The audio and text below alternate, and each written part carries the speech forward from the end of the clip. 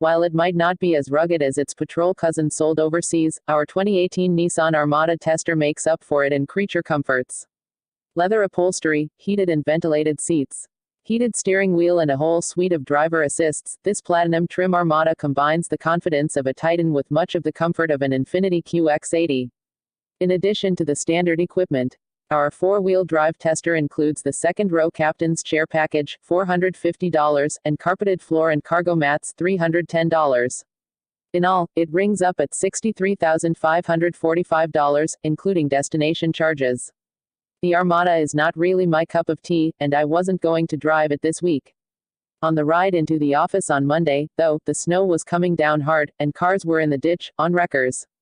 Some shiny side down. Having flashbacks of getting briefly stuck where my driveway meets my crappily plowed road in a Cadillac ATS the week before, I signed up for the Nissan Armada instead of the rear-drive Cadillac CT6 plug-in hybrid for my drive home.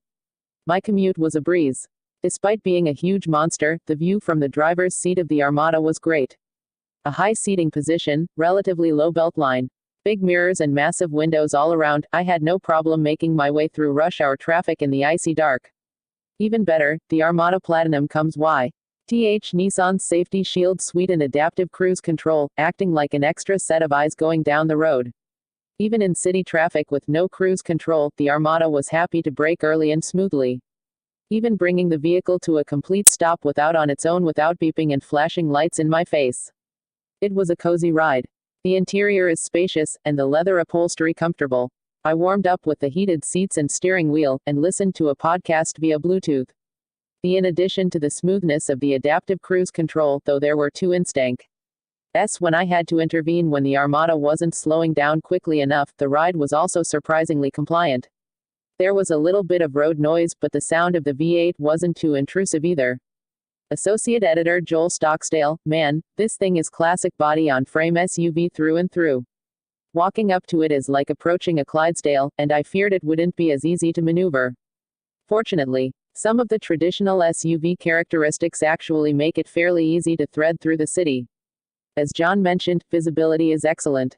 Even putting the seat as low as possible, you're still sitting up high, and you're looking through tall, upright glass all around.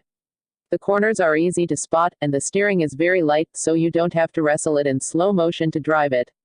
It does take some flailing though when making sharp turns because of the steering's remarkably slow ratio. That plus the steering's lightness and lack of feel keep this true. CK from feeling even remotely quick and sporty. But something this big probably shouldn't be making sudden movements anyway. At least the suspension is tuned such that it doesn't wallow and roll too much in corners. Speaking of the suspension, the Armada's ride is quite good. It absorbs bumps very well, and it's impressively quiet. Even the tires didn't transmit much sound over imperfections. You can still hear the V8 under the hood, though, and it's a sweet sounding thing. But it could probably use a bit more torque, or less weight to lug around. It tended to rev pretty high when brisk acceleration was requested. And the pace it returned wasn't actually that brisk. The transmission is sluggish to shift, but at least it's smooth. The interior also shared some traditional SUV quirks. Tall greenhouse and short dash definitely helped with visibility, and Nissan has included a sufficient amount of wood and soft leather. But the ergonomics are a bit awkward. It's a bit of a stretch to the controls on the center stack. Especially the touch screen, and any knobs closer to the passenger.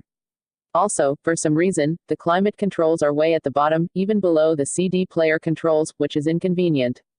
Especially when sitting so high up.